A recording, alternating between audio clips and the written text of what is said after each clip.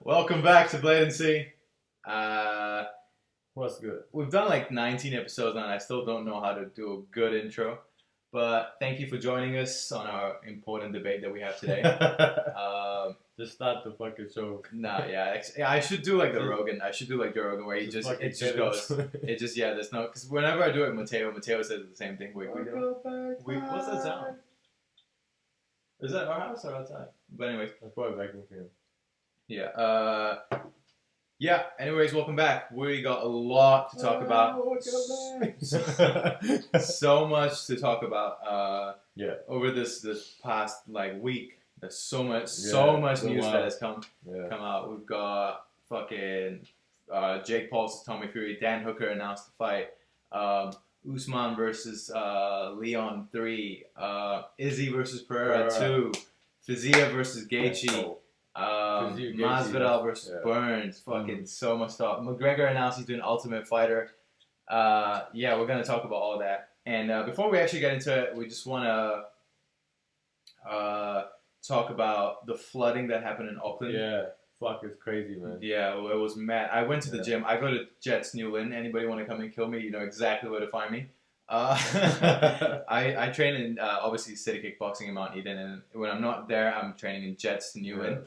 And when I went, I'm going to tell the story. Story time, everybody. Story time. The first story time of BLATANCY. Story time. But so I went to the gym. It was pouring rain. It was crazy rain. I finished work. I came home. I took my gear and everything. And I went to the gym. And it was pouring. And behind Jets New Lynn, there's this creek. I don't know if it's a creek or like a small stream of water that goes into the river that's right next to the gym. And when I came, that creek was flooded right up to the parking lot. But the water hasn't flown into the parking lot just yet. So I parked my car. I was like, the water's obviously not going to come up. Even if it does, what's the worst? It probably won't reach my car because my car is so close to the gym. Huge, long parking lot. And I parked my car, but it was pouring rain, right? The rain was just, it was so much rain. I was like, I can't even open my door. If I open my door, in 3 seconds, I'm wet, soaking, dripping wet. Yeah, that's what she said. But so I was like, all right, I'll wait 10 minutes in the car. I'll just be on my phone, look at TikToks or whatever, or whatever, right, on my phone. And I waited 10 minutes. The rain was just pouring down. After 10 minutes, the rain kind of stopped, and I was like, all right, it's time to go. And then when I was sitting in my car, someone walked by my car. And when, obviously, I don't know, my brain just went, oh, shit, I'm at the gym. I need to get out. So I was on my phone looking at TikTok. Yeah. And when someone walked by my car, I was like, all right, time to get out. I packed my bags. I was like, put everything in my bag. I opened my door. I looked down. I'm like, fuck, bro. The water is right where my car door is. Right underneath my car door. I'm like, what the? I closed the door. I'm like, because obviously it's still raining. Yeah. My arm was getting wet. I closed the door. And then I rolled down my window. I looked behind me. The whole parking lot is just full of water. Full of water. Bruh. I was like, fuck. What do I do? Do I leave my car? What am I supposed to do? Can I reverse out with my car? I can't see where the parking lot ends and where the creek starts. It's just water everywhere. So I'm like, what if I reverse my car and I misjudge and my car just goes into the creek? I'm like, fuck. I swore too many times. Sorry. Excuse me. And then I reversed out. Fuck. I reversed out and then... obviously my car went deeper in the water and then I drove off. Yeah. I drove off because the water was about a foot high when I was there. Fuck that. And then I went up because Jets is 2 floors and it's on a hill, so the parking lot is down the hill and then you can go up and whatever. So I went up, parked on top of the hill, went into Jets, and when I got into the gym, it's funny how no one gave a shit that there was a whole parking lot flooded. I think no one realized when I walked in. Yeah. Literally no one was looking, and I was like. I didn't tell anyone, but I was like, no, is this normal? What's going on? And I looked at the window. And I was like, oh fuck, the flooding is really, really bad now. And I went downstairs. I took the stairs. I went downstairs, and downstairs there were people out the window looking like, oh my god, it's flooded. And then right at the time I was saying that the water started to come into the gym. Yeah. It's already reaching inside the gym now. And I was like, oh great, okay, well what do I do here? And then I waited a bit. And then before I know it, the water is this high in the gym. The water is a foot high in the gym, which means the water is 2.5 foot high outside. Yeah. Because the gym is a little bit elevated off the ground. Yeah. So I was like, oh my god. And then when I look out the window, car is the water is like right up to their side mirrors. yeah. Like it's unbelievable. I've never seen flooding like that in my life. Like I've obviously seen it on the news and stuff, Yeah. but in person, I've never seen and been in a flood. Like Yeah. it's crazy. And obviously, I'm talking about Jets. Oh, I couldn't train. Oh, big deal, right? It's not a big deal. But there's obviously families that their houses are messed up. They have no place to stay. That's sad. Their things are washed off. Like it's really sad. I wish I knew the number off the top of my head, but hopefully, well, this episode's gonna come out on Monday. Hopefully, by then the flooding's done. Yeah. Or you know, but I'll add the local authority number to call if you need a place to stay or if you need to report a flooding or whatever. Yeah. Like I'll add it in the description and the comment section as well. And shout out to Elmo's in Ponsonby. Like they're a pizzeria place and they were like giving out free food to families in need and stuff like that. They were doing something like that. So say if you know any families that need of help, let us know. Yeah. Like, so that was dope. So shout out to Elmo's in Ponsonby. Shout out to them. It's real sad. I mean, it's funny sometimes. Like I was looking, not funny, but it looks like fun times for a lot of people. Like I was looking at stories, like kids were swimming in the thing, like they're having a great time.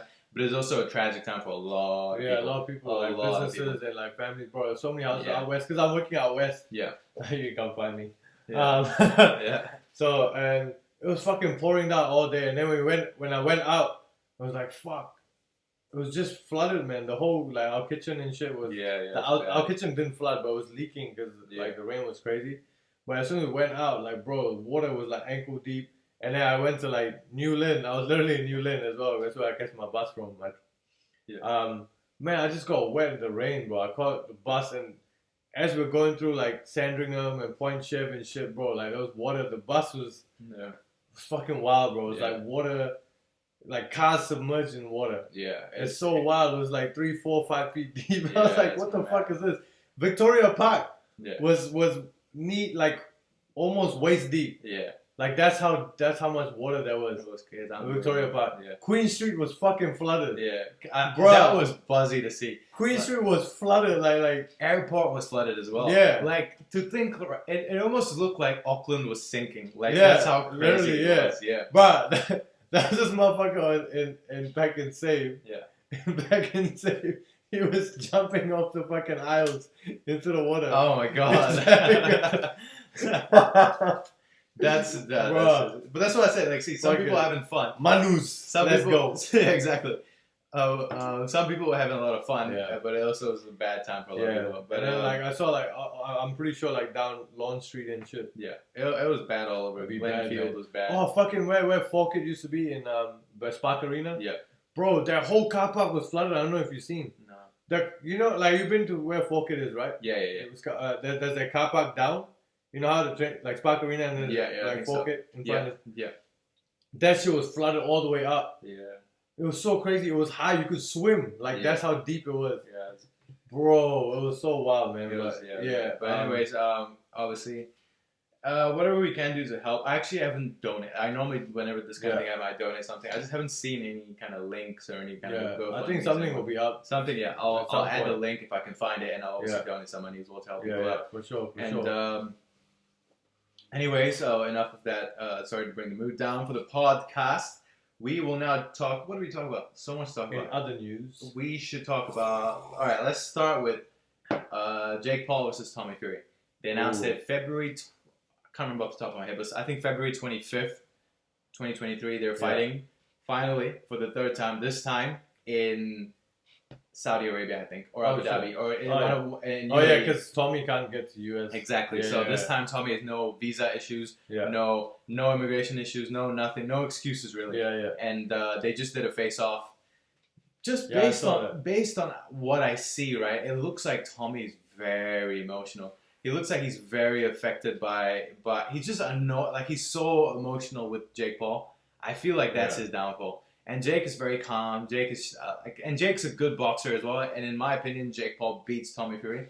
And I feel like Jake Paul stops Tommy Fury as well. It won't be a decision. Jake Paul will hurt Tommy and stop him. Because Tommy, from what we've seen so far, last 4 fights, 3 fights, or whatever, he has no gas tank. Like, he really has no gas tank. He fought Anthony Taylor, who's who used to be a Bellator MMA fighter, and then he's not the greatest MMA fighter as well. So he got off Bellator, and then he had a few boxing fights. I think he won one, and then he's been losing so far. And Tommy barely beat him, and it was a 3-minute round fight. And Tommy just barely beat him. It's like crazy. Tommy just doesn't have a gas tank. He just doesn't. And now in 4 weeks they're fighting again. So I feel like in 4 weeks, really, I don't know how much Tommy can improve so much, because he got skilled. He can jab. He has a really sharp jab. He's got good body hooks and whatnot. But he's not. I feel like he's just not tough enough for Jake Paul, man. Jake Paul is something else. He really just has that dog, and he has that nastiness in him to just push through and keep like smashing through.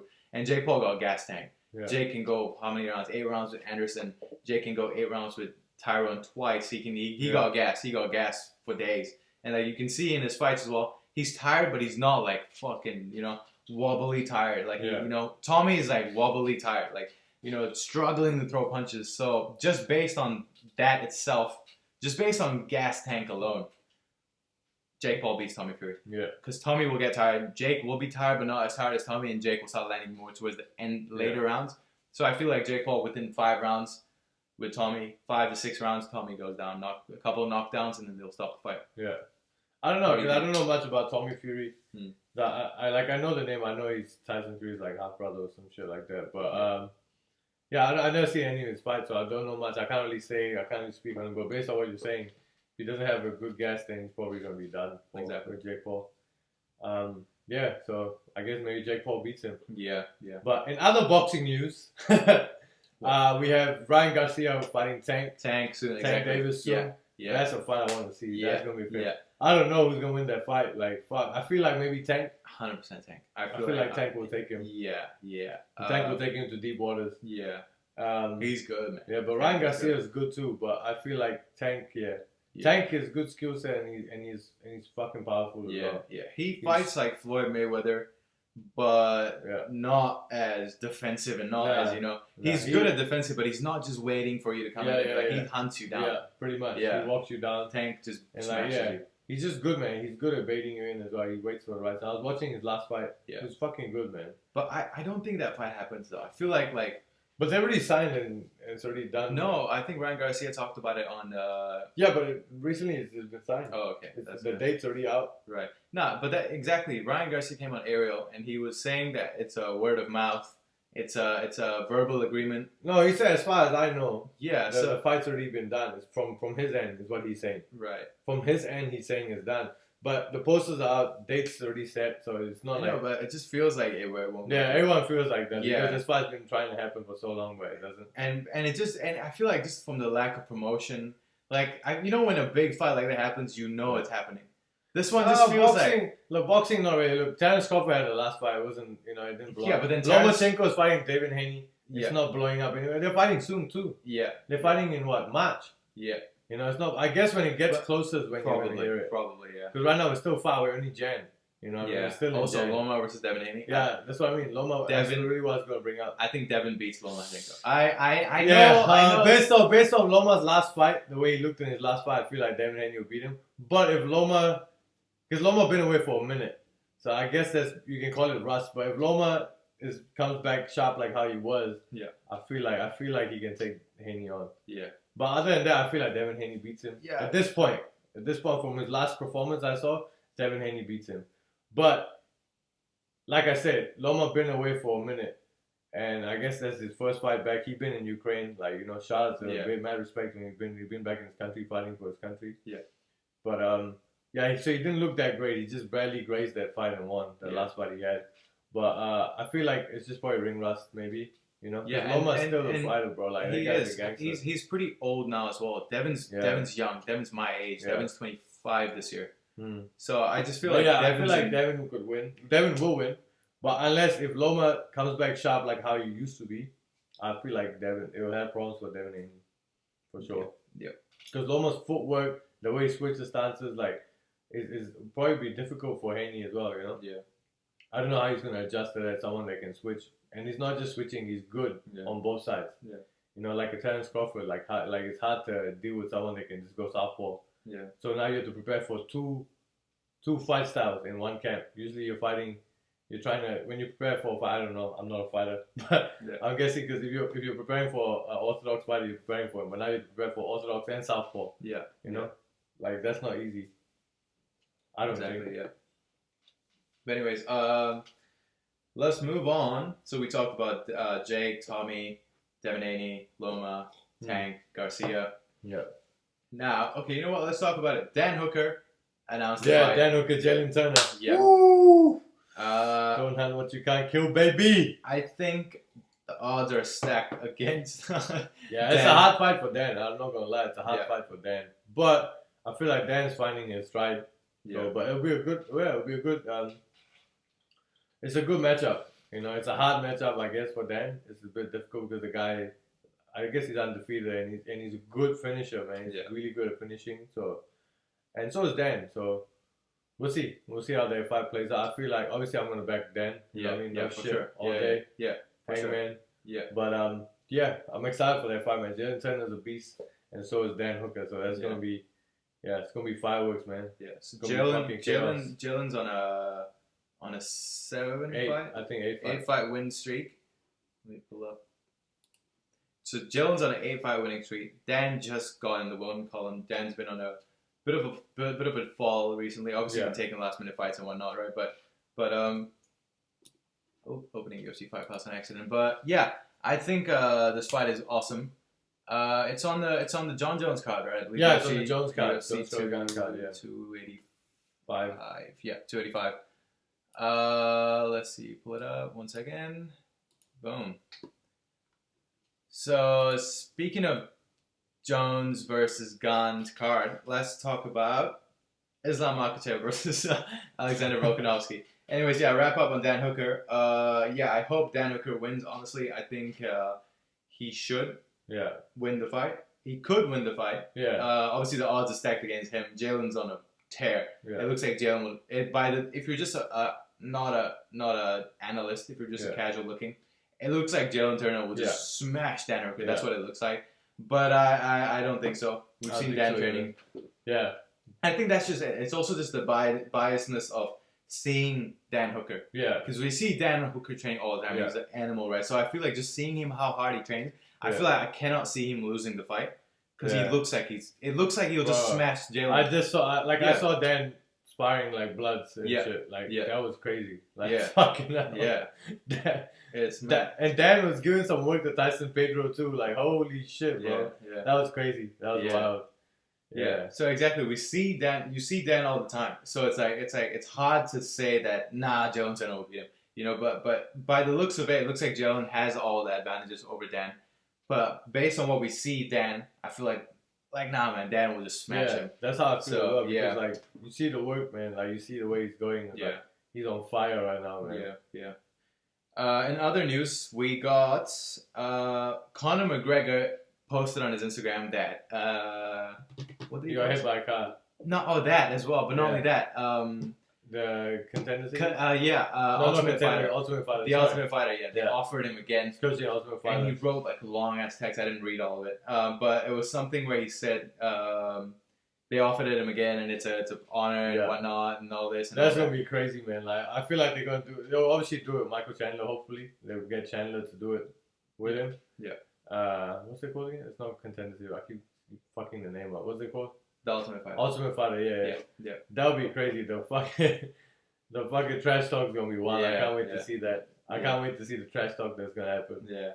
Honestly, man. Like McGregor's gonna be McGregor and Chandler. I feel like they got too much respect between each other. I don't know if I feel like McGregor's just gonna fucking go in his Irish accent. He'll make fun. His Irish bag, and he's gonna start talking. It'll be like a lot of jokes and all that, but it won't be like proper trash. I reckon it will, because when you're that close for that long, it's gonna blow up. It always does. McGregor and Uriah Faber the last time they were like mates. They were like they had banter. It's like banter. It wasn't like beef.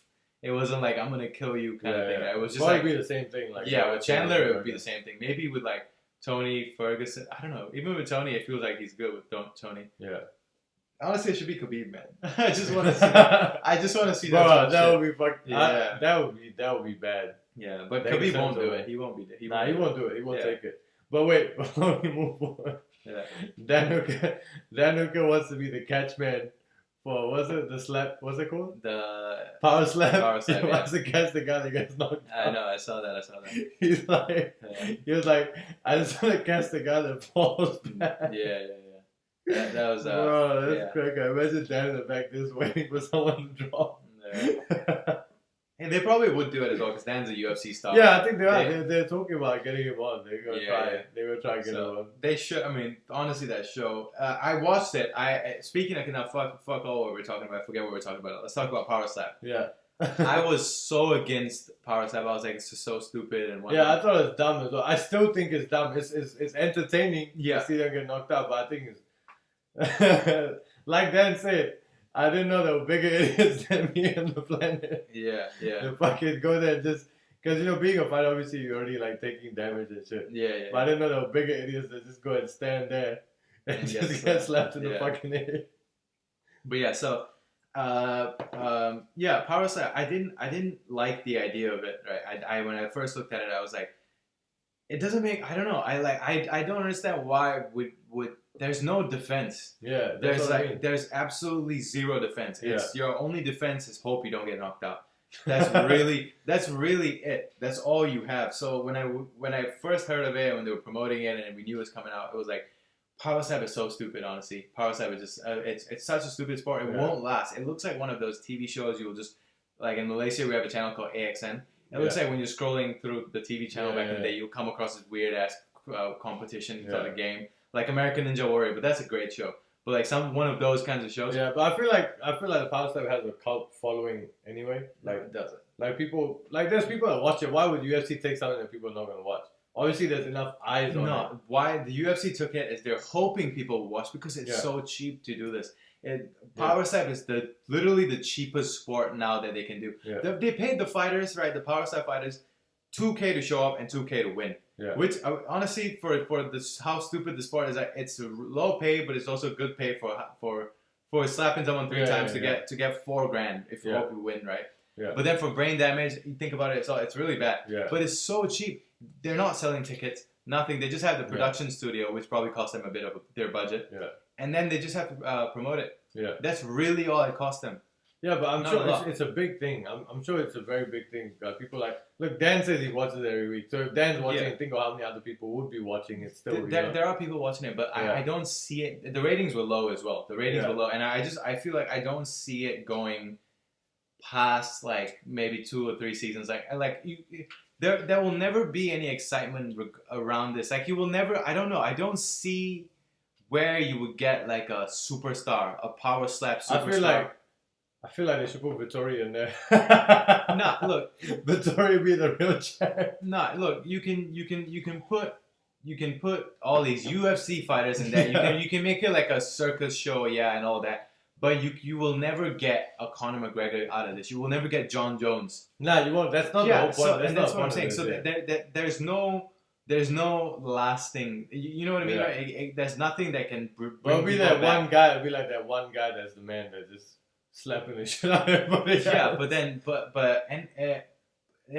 that's until he gets slapped and he gets killed. You know what I mean? Like you can never find someone who just cannot get knocked out when he gets cleanly, openly slapped in the face. Yeah. It's like a punch. You're getting 3 punches to the face with the hard, dense bones of your palm. Are you seeing the booty slap one? I saw that. Izzy posted that. Yeah. No, did he? Yeah. I saw a reel. I saw reels on there. Right. These chicks were just slapping each other's ass. Yeah, I know. But it's like some Russian shit. Even this Power Slap was some Russian shit. Yeah. Yeah, and I need that booty slap. It makes no sense. I don't understand this sport, man. Honestly, it's not about sense. It's just entertainment. That's all it is. It's not a sport. I wouldn't call it a sport. It is a sport though. That's why they're labeling it as marketing it as. But yeah, of course, it's all marketing. But the reality is, everyone knows it's not a fucking sport. There's no technique to... There is technique. There's not that deep. There's not that deep, the technique. There's definitely technique. There's multiple different ways. There's this one guy, most of them you see they like squat and then they come up. It's almost like a hook. And there was this one guy who didn't even fucking do that. He just went like that. And he slapped just like 2 feet away from his face. and he slapped, and that guy went to sleep. It's just like your body mechanics. So, like everyone's body. Exactly. Like not everyone can slap the same way. Exactly. So you just work with your mechanics of how you Exactly, and that's just fighting as well. It's the same. Not everybody can throw the hook the same way. Yeah. Not everybody has Alex Pereira's hook. Everyone has different kind of hooks in their way. It's how your body's designed. Yeah. Right. So it's the same with the slapping. So in terms of how you slap, there's technique. Yeah. But in terms of how you not get knocked out, there's no technique. There's literally no technique. It's all up to chance. Yeah. Will your brain shut off? Will it not? We'll find out. You know what I mean? Like, that's how stupid it is. So it makes no sense as a sport. If you become a champion in that sport, which they are marketing, you got the belt looks nice, by the way, but you get a belt. But then, like, how do you consider yourself the champion when, you know what I mean? Like, I don't see, like, you didn't have to go through really anything. You just, and also, who gets to slap who first is a coin toss. Yeah. It's so retarded. Like, if the odds are in your favor, you don't get, and then if you knock out the guy with the first slap, done, you won. Like, you know what I mean? It's retarded, man. Excuse me, I didn't mean to use that word. But I'm the king of the booty claps. Yeah, exactly. I would do that one any day as well. Like, there's no knockouts in that, right? You want to see that sport? Booty slap is probably a better sport than power slap, because you rate the winner based on the damage done. Based on the jiggle of the booty. Yeah, based on the damage, based on damage, right? But with power slap, it's like, I don't know. But anyways, enough of power slap. Booty slap and booty jiggle. Let's move on to booty slapper, booty clapper, Lucky King. What else did we talk about? UFC 280. We'll just talk about Islam Makachev and that whole card since now it's official. Start with the prelims. We're gonna talk about UFC 284 in Australia, Perth. 284.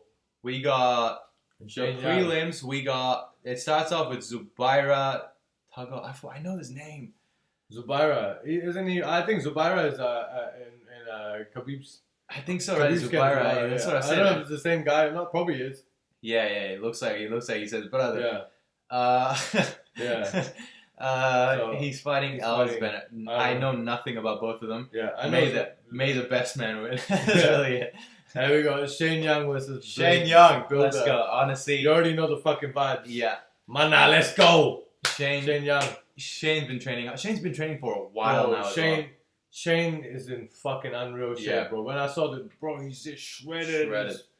Fuck, bro. Absolutely. His muscles are unreal. Like, he was just like, jacked. Yeah. And he's so focused. He's like, I've seen him training. Like, he's just focused. He's zoned in. Yeah. Like, Shane is coming like guns blazing for this one. So exactly. Yeah, don't sleep on Shane Young. If you're sleeping on Shane Young, you better wake the fuck up. Yeah. So. He's fighting some guy named Bilder. I don't know much about him. He's undefeated. Knows about him. 7-0 contest. 7-0 fighter. Shane's 13-6. Yeah. I reckon. Yeah, Shane Young knocks him out. Yeah, fuck the record. Shane Young's gonna take this guy out. I think. I don't know who this guy is. He's 32. Shane's 29. Is his debut? Don't know. Actually, I should have done more research on this guy, Blake Bilder, to know what he's good at and what Shane. We know Shane's pretty good at striking, right? He's mainly a striker. Yeah. Shane's good on the ground. Shane's good everywhere. Shane's good on the ground as well. Oh, where am I looking at? But yeah, okay. So predictions, obviously, it'll be a biased prediction because I don't know much about Jake Wilder, but I know a lot about Shane Young. Yeah. So, in my opinion, Shane Young knocks him out round 2 or whatever. Probably round 1, round 2. I don't think it goes decision. No way. Shane's on fire, man. Shane's something else. Yeah. So he's sharp as fuck right now. Yeah. Highly motivated. Yeah. He's been off for he's been off for a minute. Like, he's obviously probably had things going on in life and stuff like that. Yeah, for sure. Which everyone goes through. But it's good to see him back, and now he's got it's all that that underdog mentality. There's something to prove. Yeah. There's something to prove energy. So he's gonna go out there and show it. Yep. Shane Young. And then what we got? Shane Young, and then we've got. I can't see this thing. Sorry. Loma Lukbunmi. I don't know how to say the name. Versus Elise Reed. Don't know much about them. May the best women win. These are the women's strawweight fights. Yeah. And then you got Jake Jenkins versus Don Chinese. Again, don't know much about them. May the best man win. Jamie Mularkey, I know the name. Don't know much about him. He's fighting Francisco Prado. 11-0 in lightweight. Who the fuck is Francisco Prado? 20 years old, 11-0. Holy shit. Y'all better keep up for Francisco Prado. So we better check on this guy out. He's fighting out of Argentina. 11-0. Oh, is it his debut? He's 20 years old. That is mad. Fucking hell. That is mad. Yeah, it'll be his UFC debut. TKO win, submission win, TKO win, submission, TKO win again. Shit, he's on a tear, bro. Wait, he has no decision wins. It's all finishes. Submission. 11-0, all finishes. Oh, that's fuck. wild. Y'all better keep up. Yeah, we're gonna Francisco Prado. Yeah. Monster of a fucking... A 20 20-year-old. as well. I'm going to follow this guy on Instagram. Yeah. We better keep... that's an exciting fight to look out for. That guy and the brothers as well. Those two brothers. Yeah. The Bonfim brothers. Yeah. Bonfim, yeah. Yeah, so we got friends... Okay, Jamie Mularkey. I know this name. Don't know much about it. His fighting style. I'm pretty sure I just seen him on the prelims before or something.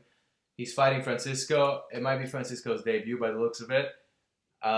Just based on record alone and Francisco takes him out. Francisco Prado destroys Jamie Mularkey. I feel like you would. Shout out Francisco, man. Damn, it's so cool to see when new talent. Oh, this fight was okay. But anyways, it's so cool to see new talent coming in, and it's great. You got Raul Rosas, 18-year-old now, bro, on a tear. That guy's the animal. His confidence is something else, man. And just based on his he has like McGregor confidence. Yeah. You know his and he's so young. Imagine what he's gonna be at 25. Exactly, like, bro, he's a champion written all over him. Yeah, he has, and that's what I'm saying. Like he has that delusional confidence that McGregor had. You know what I mean? That self-belief like nothing else. Like so, and I feel like that's what is gonna make him very successful. Or it could be his downfall, right? He might. Bro, like it doesn't matter if he loses now until he's like 20, 22, 20. It doesn't fucking matter. The guy's 18. He's young, he's young in the game. You know, fighters don't really get to their prime until 30. Yeah. The kid is already at a high level at 18. Exactly, yeah. Imagine him at 25. Even if he lost 10 times now. Yeah. Once he gets to 25, it just takes that 1 year for him to just kill everyone. Yeah. You know? So it doesn't matter. Like the guy's got a bright future ahead of him. Yep.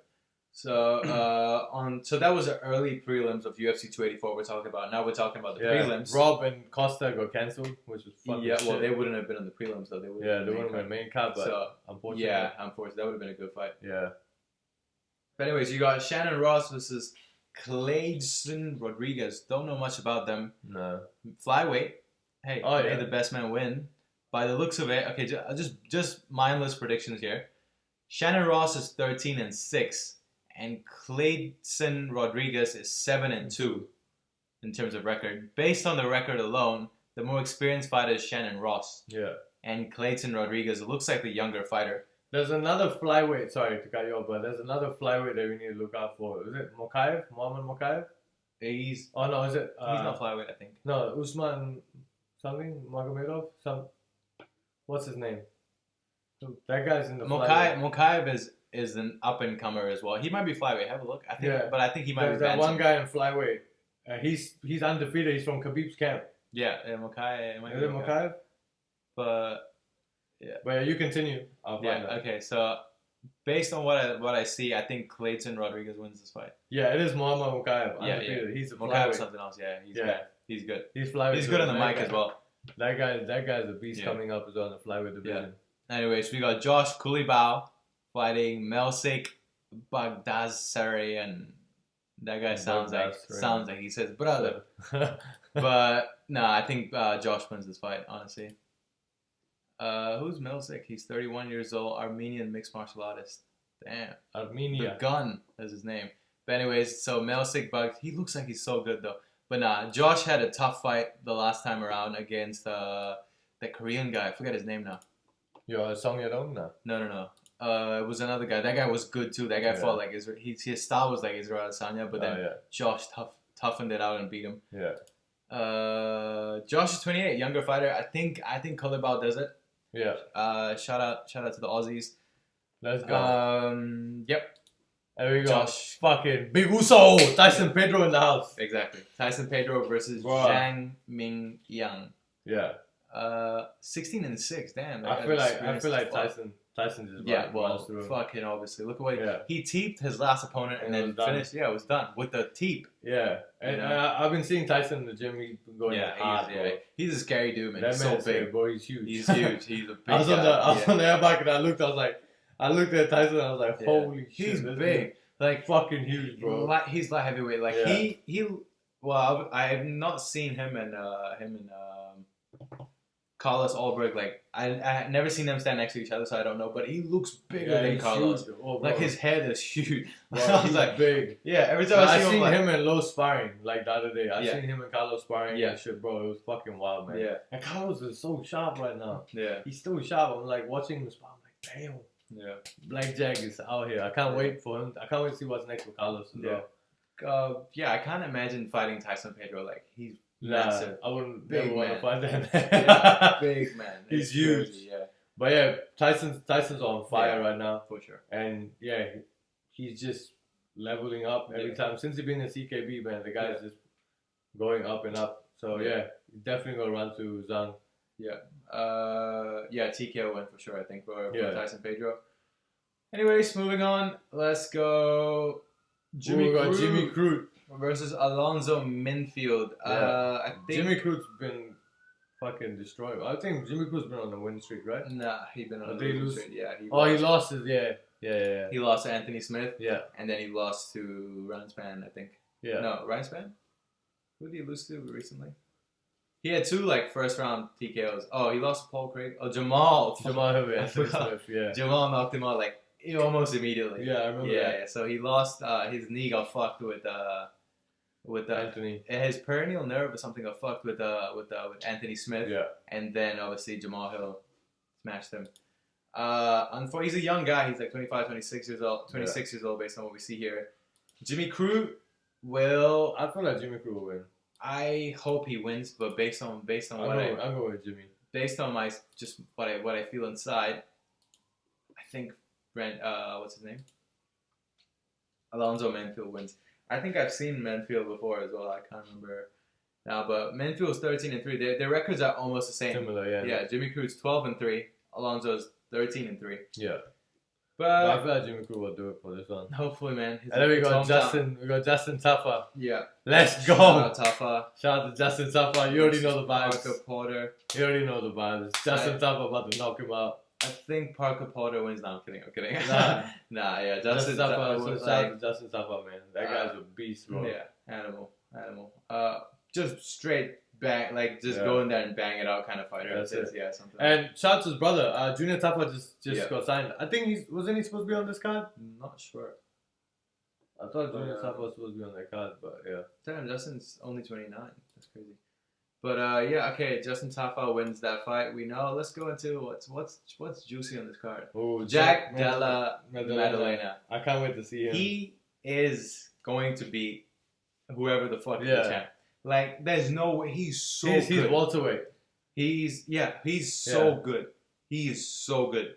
He's fucking. He's crazy really good. good. He's so sharp. He's boxing. His ground game is unreal. Yeah. Like, he's fucking good, man. His boxing, man. His boxing is something else. Jack Della Maddalena is the next guy. Whoever he's fighting Randy Brown, I don't think Randy Brown can match up with him now. I don't think so. He's something else. I want to see Maddalena fight someone in the top 10 now. After this one, he needs to get a top 10. Yeah. Yeah, he needs to I don't know, Shafkat, someone on top. Kevin Holland. Yeah. He needs to give him someone.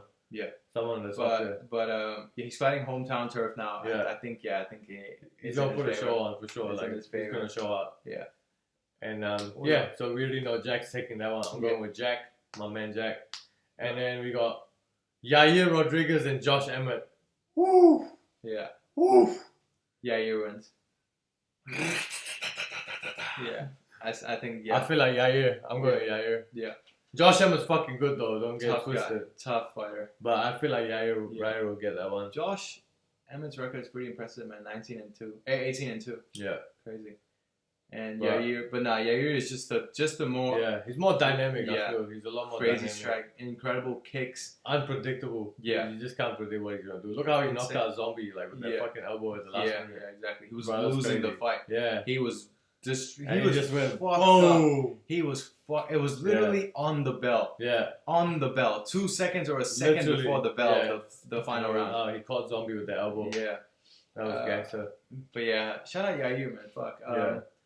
Honestly, I feel like it shouldn't have been him. I feel like it should be Arnold Allen. Yeah. Arnold Allen deserved to get the shot. Yeah, it should have been Arnold versus Josh. Honestly thinking, but Josh is getting older as well. I think Josh looks like a really old man. How old is he?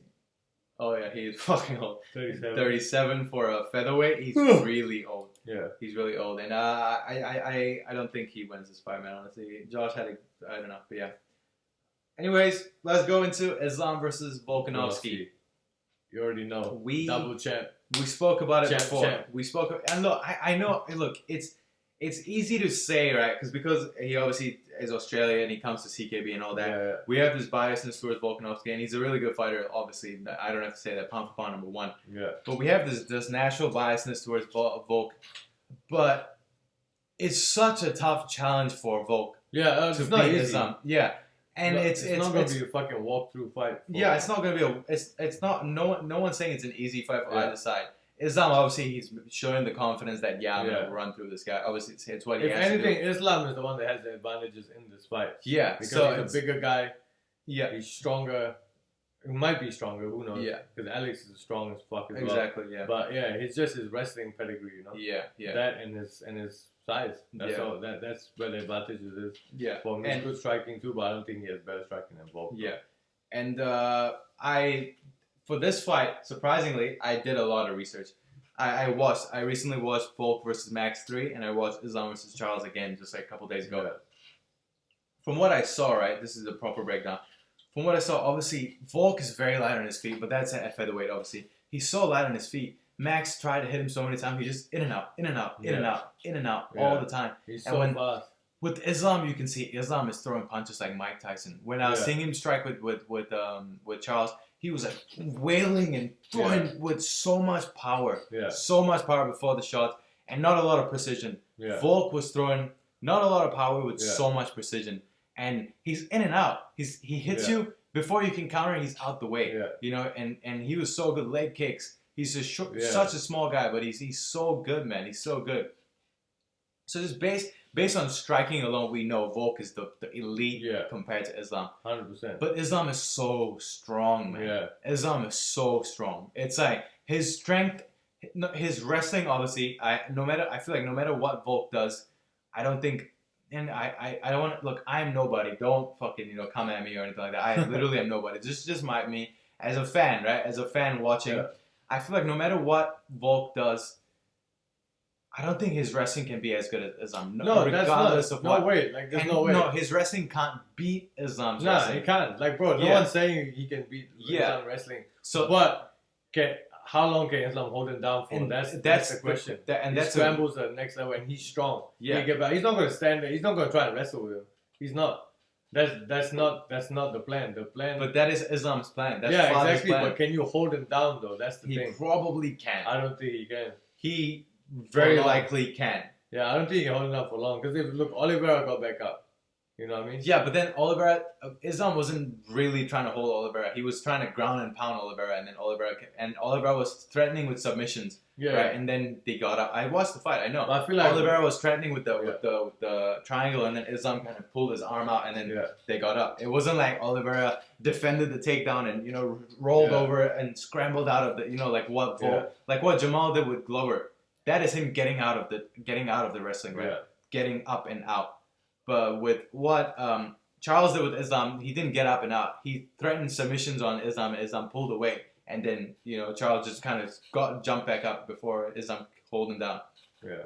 So with Volk, honestly, and I like to keep a level hit. I like to keep a plain hit. Like I don't want to. When it comes to big fights like this, I really try to keep my biasness out of it, right? And I'm a huge fan of the Khabib camp and everything that Khabib does. Like I feel like there's only 2 gyms in the world that gyms in the world that I want to train. I'm training in city kickboxing, right? And I want to go to Dagestan and train with the Dagestani people at Abdul Manav's gym. Like I want to go and experience that because that is something else. They're a different level. So like both of like my favorite gyms and favorite teams are fighting each other. So I feel like I don't even have a bias because I love them both almost equally, right? Yeah. So, but in my mind, I am hoping, right? My heart wants Volkanovski to beat Makachev. I really want Volk to become double champ because it'll be the first for Australia. It'll be a big deal. Yeah. It'll be a big deal if Volkanovski, the underdog, the big underdog, can beat. He basically is beating Khabib. You know what I mean? Like I hope he can. I really hope he can, and I hope he does. But my logic in my head just tells me that Islam will hold him down, and Islam will pressure him on the ground, and he will choke him out. He will submit him. He will submit him somehow. The striking exchanges, we know Volk will win the striking exchanges. But I feel like once Islam holds you, like you can't get out. I don't know. I feel the other way around. Islam is strong, but I think Islam is going to be in a shock when he sees how strong Volk is as well, and how he can get back up. Yeah, I feel like that's going to be a surprise for Islam. Yeah, but you also because when you look at Moises, right? Moises got back up with Islam. But then Islam like an anaconda. Yeah, I know that, but you know. Volk needs to get back up and start putting the strikes back in. Yeah. You know, Moises not as sharp as Volk on striking. Yeah. I feel like strength-wise, Volk is strong, especially now he's bigger too. Yeah. He's not 145 now. He's gonna be 155. Yeah. Or maybe slightly less than 155, but he's gonna have a bit more power. Yeah. A bit more strength. Like he's already super strong at 145. Imagine him a bit more heavier. Like what strength he's gonna have. True. So Islam we already know is strong.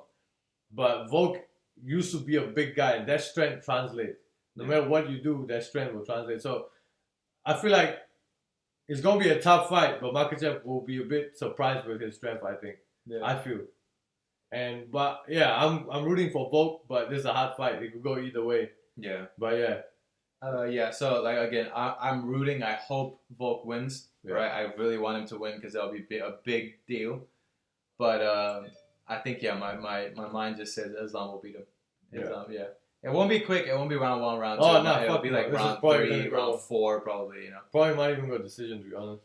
Yeah, but unless Volk catches the thing is that's what I'm saying with Volk and Islam. Look, they like even if Volk gets back up, Islam will find a way to take him back down. And then even if he gets back up again, Islam will find a way to take him back down and hold him down. Yeah. And they'll keep doing that until Islam chokes him out. Like I just cannot see another way around it. I don't know. What Volk is sharp. Remember that his strikes are sharp. If he lands, and he catches you, you know what if he catches you? Yeah, you know what I mean. That's the other thing we got to think about. Volk got nasty elbows as well in the clinch. Yeah, I know.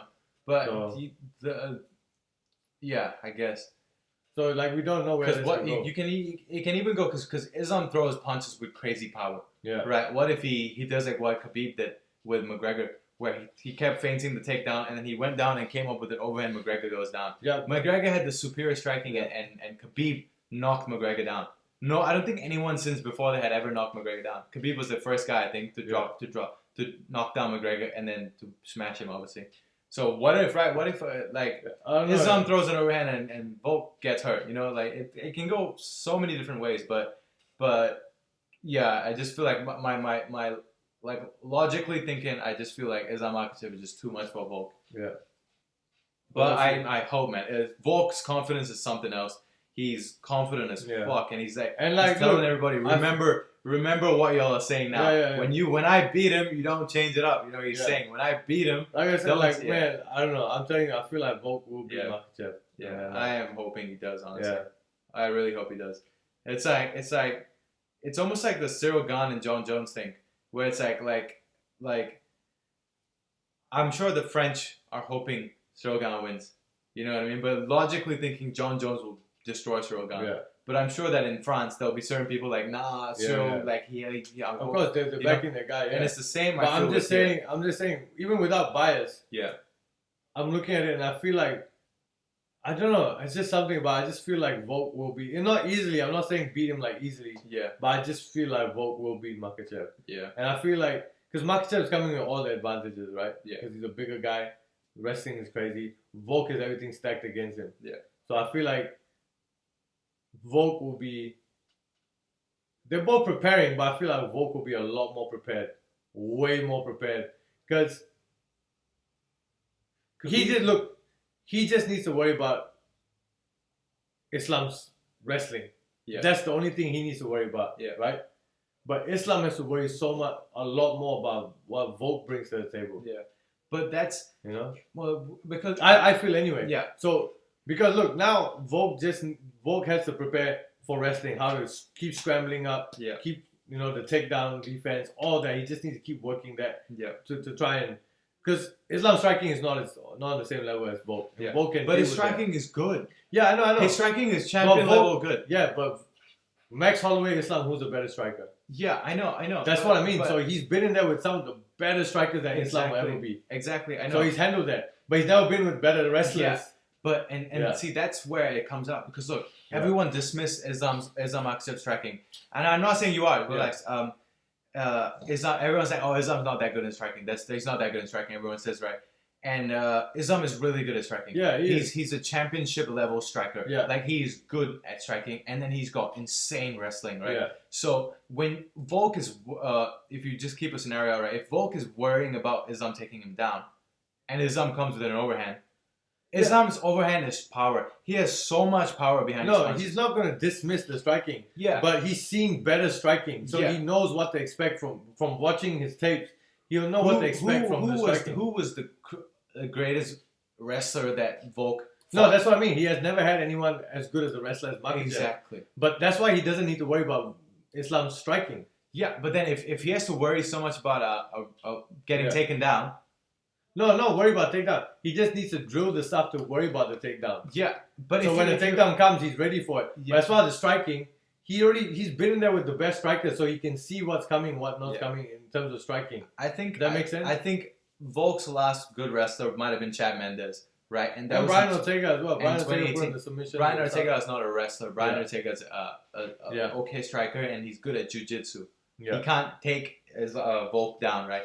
The only time he got Volk in that chokehold is like, I don't know, like Volk fell down or something. No, he grabbed his leg and he threw a punch. Yeah. And then as Volk was getting up, he got his neck. Exactly. It wasn't like he took him down. He didn't shoot a double leg or anything like that. And and then he fought. So Max Holloway twice, striker. Max doesn't wrestle. Both times striker. Brian Ortega, jiu-jitsu guy, but it was a striking battle for the most part. Yeah. Chan Sung Jung, striker, and Max Holloway against striker. Volk, in his whole experience so far, has been fighting. Yeah. Strikers. Strikers. His first wrestler he's fighting is one of the greatest wrestlers of all time. Is Islam Makhachev. Right? And now his training camp is drilling wrestling. Wrestle. Not striking as well. It's not to wrestle him. It's drilling. It's to get back up. Exactly. So that he can strike. Because he's always saying, everyone says Islam is so well-rounded. I want to see how well-rounded he is. Yes, I know. But if Islam's going to take him down, right, and he has to drill, you cannot tell me that Islam won't land big strikes on him. Yeah, he could, but the thing is, like, he'll be ready for it because he's been in there with the best strikers. Do you understand? Yeah. So when it comes to striking, it's like Islam. Yeah. But he's been in there with the best strikers who never threaten taking him down. It's like Islam worrying about Volk trying to take him down. He's not going to worry about that. He's only going to prepare for the striking. Does that make sense?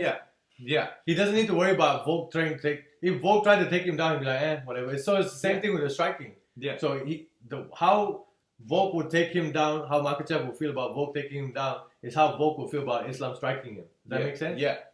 But it's not just as clear cut as that. I know. But striking and wrestling is so different. I know. But they're good at what they're both good at that thing. Yeah. You know what I mean? They're both good at striking as well. I know, but not on the same level as Volk, and not on the same level that Volk has fought, and the levels that Volk has fought in terms of striking. So you get what I'm saying? Yeah. So in terms of striking IQ, he can break down what Makachev does. Yeah. Right? In terms of striking. The wrestling part is the difficult part for Volk. It's where he needs to worry about a lot is the wrestling. Yeah. So for Makachev, what does he worry about Volk? It's the striking, right? It's the whole shit about striking. You know, he don't need to worry. If Volk shoots for a takedown, you think Makachev's going to be tripping about that? No. He's not even going to trip about it. Because Volk can throw strikes and just take him down. If he took him down onto the ground, Makachev's not going to be worried. So it's the same thing. When they strike on the feet, Volk will still be worried, don't get me wrong. Yeah. But I'm saying, like, it's less of worry because that's his comfort zone. It's the striking. That's where that's his house. Yeah. Just like Makachev's house is the wrestling. Yeah. So if Volk took him down and tried to wrestle with him or tried to jiu-jitsu him, that's Islam's house. He's not gonna be worried. Yeah. You know what I mean? Even if he got in the submission threat from Volk, he's not gonna be worried because he knows how to get out of that shit. Just like the striking, Volk will know how to adjust with the striking. Yeah. And compared to breaking down like a Max Holloway striking skill set versus breaking down Makachev's skill set, Volk can break down and find what he does a lot and what not. You know what I mean? Yeah, no. Does that make sense? So he can prepare for that. What I'm trying to say is, right, Volk has fought elite strikers who never threaten to take him down. Who, even if they're threatened, they're not on the level of Islam Makachev. Yeah, of course. Islam Makachev is an elite striker as well. He's a great, phenomenal striker. He's really good at striking. And he's unbelievably good at wrestling. Yeah. Right? So now when you mix in the guy who has both, right? Who can threaten to take you down and really threaten to take you down. Yeah. And if you take it down, you're like almost fucked. Right? Yeah. His takedown. And he can also stand and bang with you. Yeah. Probably not as good as Max Holloway, but almost as good. Not on par with Max Holloway. Yeah. But like he's not like a he's not shit. You know, I'm not saying he's not like trash. He's good. Who can striking. I compare with shit striking? I don't even know. No shit. Yeah, he's not like a shitty striker. He's a really good striker as well. Yeah. He can really throw overhand right, mix combos. He got head movement. He's got everything. Yeah. He's got everything as a great striker. So when they're striking each other, Volk is comfortable at striking, but that doesn't mean like nothing will happen if they strike. Like nothing's gonna happen if they both strike. Everyone landed, like I said, everyone will land punches. Yeah, it's not gonna be a lucky strike as well. It will be a technical fight in terms if they were both to stand and strike. But remember, Volk's defensively is so sound. I know. I'm just saying. So even if we land, it won't be. I don't think it'll be that much of a problem when it lands. Like it's gonna be hard to land as well on Volk. Yeah, but it's also almost hard to land on Islam as well because he's pretty good. He's pretty good defensively as well. And now you mix in the fact that if Volk's trying to strike with him and out of nowhere, boom, he shoots and he takes Volk down. Now Volk has so much to worry about in terms of he's pretty good at striking, but then he's also fucking good at taking you down. So you know what I mean? You see what I'm trying to say, right? I know. It's not like Islam doesn't know how to throw it and he just keeps shooting. It's not like Paul Craig where he will just jump at your legs. You know what I mean? He can strike with you. Now Volk has to strike with him. Out of nowhere he grabs your legs. And now when he grabs your legs, he's really good at grabbing your legs. Now if you defend that and then he's also pretty good at striking. Now you have to, you know what I'm trying to say, right? Yeah. So far Volk fought elite strikers who never needs to grab his legs. Yeah. You know, so it changes everything. Yeah, but you see what the disadvantage for Volk is he's smaller. He's shorter. It's not disadvantage. It's advantage. He gets up a lot easier. I know. He gets up way quicker. I'm just saying he's smaller. He's smaller in size and he's shorter. Yeah, he says he's shorter. He can stand up. So I'm just pointing out what I feel. Yeah. This is just my honest opinion, right? Obviously, I want Volkanovski to win. But my logic is telling me that I don't know how he's gonna win. How is Volkanovski gonna win? Can you see what I'm saying?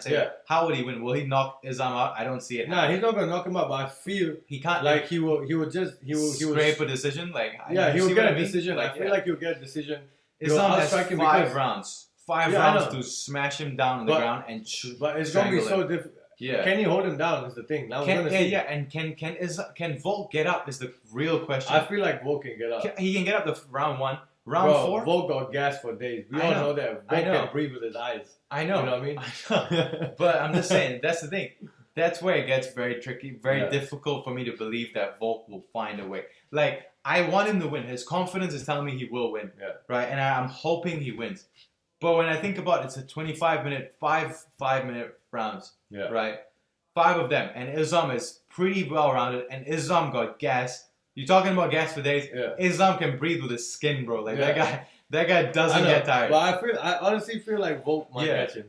Because once Islam keeps trying to shoot, honestly, he's trying to do the same thing. Yeah. And Volk can keep getting up. Yeah. And Islam keeps trying to shoot. I think if Volk catches him, it'll be out. Makachev's been knocked out before, so yeah, I know. It's not like he can't be knocked out, you know what I mean? Yeah. But Makachev got knocked out. He's on a 12-5 winning streak as well. So he hasn't been he kind of got caught with that one low shot. That's all you need to do. I know. Get caught, you know? I know. But then since then, and Volk is precise as well. So I know. But since then, he's fought so many strikers as well. So many elite strikers. He never got caught. He never got hurt. Never got in trouble at all. Not even close to getting in trouble. Yeah. You know, so in terms of how I'm seeing it, right? Because I think this is Volk's hardest fight. This is one of Volk's hardest fights. Yeah, of course, 100%. And it's not really the toughest fight for Islam. Because I feel like it could be the toughest fight for Islam because we don't know what Volk can do. Because I feel like, but what we know, the strikers that Islam faced, yeah, they didn't really strike. They were scared of the takedown from the jump. Yeah, Volk is not even tripping about the takedown. Yeah, he's not even. He's gonna obviously have to deal with it, but he's not gonna be worried like how all the other fighters, even Oliveira, right? Yeah. Even when he went in, he was still kind of hesitant to strike with him. He was striking, but once he got taken down, after that he stopped. Who? Oliveira. He kind of like. Yeah, Oliveira doesn't really strike. But Oliveira's good at striking, but yeah, all the strikers that strike with Makachev were hesitant to strike. They kept so far distant because they're worried. So look at this.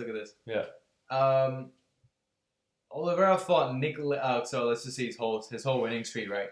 He fought Chris Wade, Nick Lenz, Gleason Tibau, Kajan Johnson, Arman Sarukian. He beat him in a decision. Davy Ramos. Because Arman's a wrestler as well. You have to understand. So he can't. If two wrestlers fight each other, it's most likely going to be a decision, right? Because they both know the game so well. Yeah. And then he fights Drew Dober, chokes him out. Davy Ramos was a decision as well. Yeah. I don't know who Davy Ramos is, but Drew Dober chokes him out, right? And then he fights Thiago Moises, chokes him out as well. And then he fights Dan Hooker, who's elite striker as well. Yeah. Immediately takes him down. Immediately Kimuras him and wins the fight in round 1, which was kind of sad. And then he fights Bobby Green, who's this dog of a fighter, right? Dog of a striker, crazy boxing, incredible boxing, like really good boxing as well, right? Head movement and everything. Takes him down and chokes him out immediately. Fights Charles Oliveira, the guy who fucking nobody could beat. Nobody could stop this guy, right? He was all the toughest fights. Charles Oliveira went through them, and then Islam just destroyed him. Destroyed him. Yeah, Charles was fighting a little bit more emotional. Charles just wasn't really. He was just going for it, honestly. Charles was just like, didn't give a fuck. He just went straight at Islam. Yeah. And obviously that's a bad mistake he makes. But still, he beat Charles Oliveira. He beat the champion. Now he's the champ. And now he's fighting Volkanovski.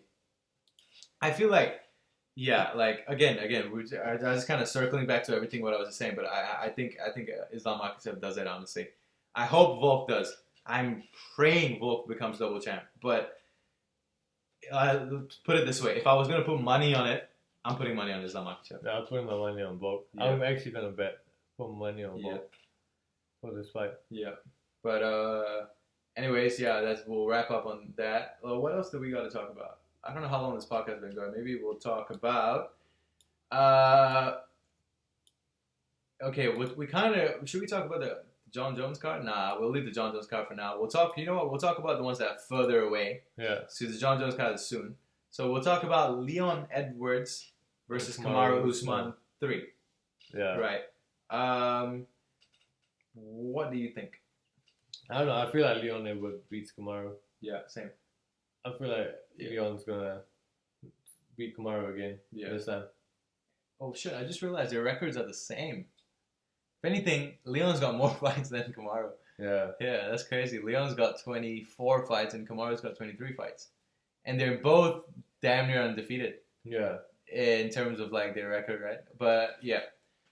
Okay. I feel like Leon will win, but it's hard to say. Kamaru is fucking dominant as shit. So Kamaru will come back and just beat him again. Yeah. Kamaru just needs to make a few adjustments in terms of his striking, right? In terms of how he blocks, because that one thing he blocks, like he has a lot of wide head movement, right? And Kamaru just needs to stay sharp. Yeah, that's all he needs to be. He was pretty sharp. It was more. That's just he lost when he started to cruise. You know what I mean? He started to cruise around because he knew he was winning towards the end. I don't think he was cruising really though. They were still there in the fight. If you remember correctly, they were there in the fight. They were wrestling. They got up. He was there in the fight. He was trying to strike. And Leon realized that every time I show him the right hand, Kamaru goes like that, parries and tries to go to the side. So he's like, if I show him the right hand, he's gonna parry and I can hit him in the head. You know, so he just needs to make that adjustment in terms of how he defends certain strikes, and is he leaving openings when he defends certain strikes? Yeah. That's really it in terms of how he wins. But then again, Kamaru's never been knocked out, and he got knocked out bad. Yeah, like it wasn't a TKO stoppage where he was he was fully gone. You know, so who knows how his brain recovers from that? What if he eats a small little hook and his brain just decides, all right, too much damage, shut off. you know, and then he goes to sleep. You never know. But I think it's this time around all the advantages in Leon's side because it's his hometown. He doesn't have to adjust to no altitude. Kamaru Usman trains at altitude, and then the last fight they had was in altitude in the mountains up in Utah. So the advantages this time around is Leon's hometown. Everybody loves Leon Edwards. When he comes out, his motivation to beat Kamaru Usman is higher now, and his gym is just down there, a couple hours away from where they're fighting. So you know, and it's Leon's moment, I feel, and I think Leon's the younger fighter as well, if I'm not mistaken, by a couple of years. Probably. Let's see. How old is he? Kamaru, Leon's 4 years younger. Leon's 31. Leon's technically kind of in his prime, right? Yeah, as a welterweight, 28 to like 33, 32 is like your prime age. And Kamaru's 35 now. Yeah. Kamaru, in the later stages of his career, he got knocked out bad. So I feel like, like it just looks like it's going to be a Leon Edwards win. A knockout win as well. Again, I feel like it's going to be a knockout again. Pound for pound! Headshot! Dead! But, oh, man, that's such a great fucking moment, man. That's so good. But, okay, that's Leon and Kamaru. Justin Gaethje versus Rafael Fiziev. Yeah.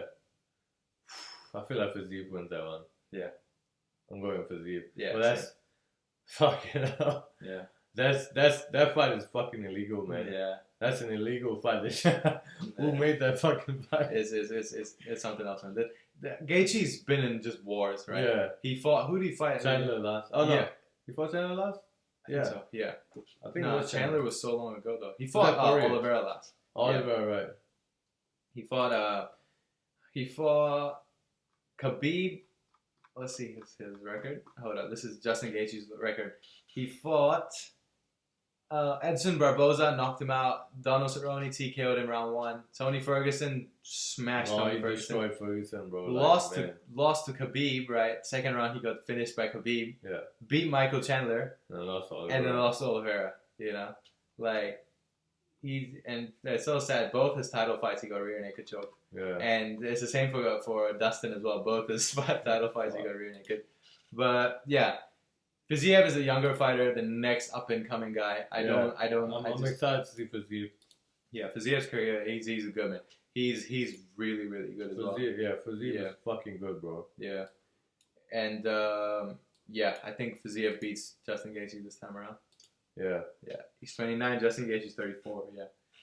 Gaethje's pretty old for a lightweight, if you really think about it. 34 years old to be in that division. Difficult as hell. Yeah. So Fiziev beats him, I think. What else? Let's talk about, you know what, like, enough of the fight talk for now. Let's talk about how good the Puss in Boots movie was. That was fucking good. Bro. What the hell, man? Honestly, I never watched the first one growing up. Yeah, I know. I just watched the first one last week. I knew of the first one, but I never watched it. I don't know why. And then I watched it recently as well, a couple weeks ago, 2-3 weeks ago. I was like, wow. First of all, the first Puss in the Boots movie, it came out in 2011. Yeah. It is so good. Fucking good. It's not like a kid's movie. You know what I mean? Like, I feel like it's such a good story. Yeah. Like, grown-ups can enjoy it. Yeah, like, no matter your age, man, you can enjoy it. Like, I was watching the Tom and Jerry movie. They made like a real-life movie of the Tom and Jerry one.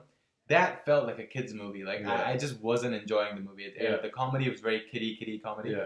But Puss in Boots is so good. Yeah. And then the second one. The second one's fucking good too. Phenomenal movie. Yeah. Such a good story, man. It was good, it is so good. The storyline, and when I'm watching it, I'm thinking, someone had to write the story. Like, how imaginative do you have to be? Like, your imagination must be insane to write that story. Like, I don't want to spoil it because it's a new movie. Not everybody has seen it, but it is so wild. The storyline is so wild and it's so well put together.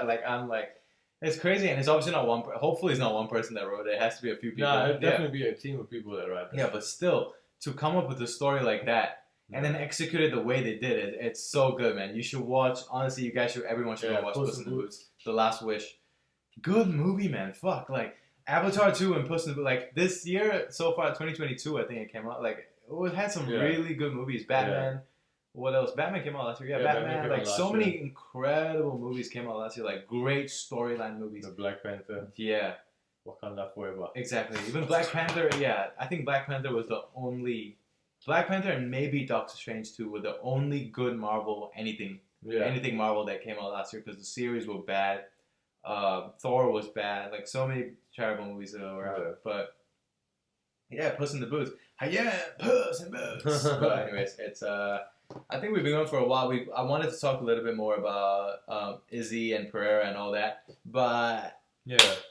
Next episode, come back. We said the previous episode we'll talk about Kamaru versus Leon 3. We did. And now you should come in for the next episode because we're going to talk about UFC 287. UFC 287 just announced. They have Alex Burr versus Israel Adesanya. Gilbert Burns versus Masvidal. Kevin Holm versus Santiago Ponzinibbio. Raul Rosas versus Christian Rodriguez. Rob Font versus Adriana. But Joe Pyfer and Gerald. Man, Gerald Mershaw, look at his record, bro. Fuck. 35-15. Fuck. What is that? That is 50 fights, man. It's the same with Masvidal. Masvidal is also the same. 51 fights. Jorge Masvidal. But anyways, come back next week. We'll break down UFC 285, the John Jones versus Shogun card, and we'll break down UFC 287, and we'll break down these nuts. No, I'm kidding. Okay. Thank you for watching. Break your balls. My name is Kumiv. That's Mr. King. You know the fucking vibes. We out. Bye-bye. Follow us and likes. I always say this. I wanted to say this in the start, but please like, please subscribe, please leave the comment, please do all the good shit for us because it really helps us a lot. And we've been trying, man. We've been trying. Thank you.